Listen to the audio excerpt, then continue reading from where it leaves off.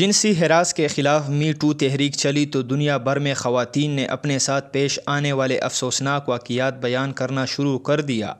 کچھ معروف خواتین نے اپنے ساتھ پیش آنے والے پرانے واقعات کا تذکرہ کیا تو یہ سوال بھی اٹھایا جانے لگا کہ اتنے سال بعد انہیں یہ بات یاد آئی۔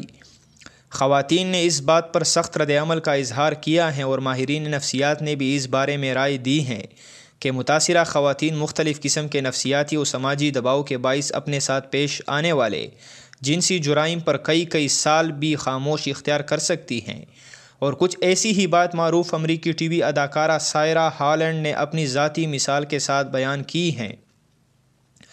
میل آن لائن کے مطابق سارہ ہالینڈ نے اسکول کے زمانے میں اپنے ساتھ پیش آنے والے جنسی ہراس کے واقعے کا ذکر پہلی بار کیا ہے۔ اپنی ایک سوشل میڈیا پوسٹ میں انہوں نے لکھا ہے کہ وہ میرا دوست تھا۔ میں اس وقت ہائی اسکول میں تھی اور یہ نئے سال کا موقع تھا۔ ہم سب نشے میں دھت تھے۔ وہ اچانک اس باتھ روم میں آ گھسا جہاں میں موجود تھی۔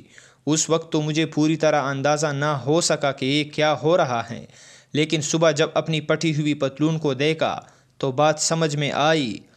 تب میں نے سوچا کہ کسی کو بتاؤں گی۔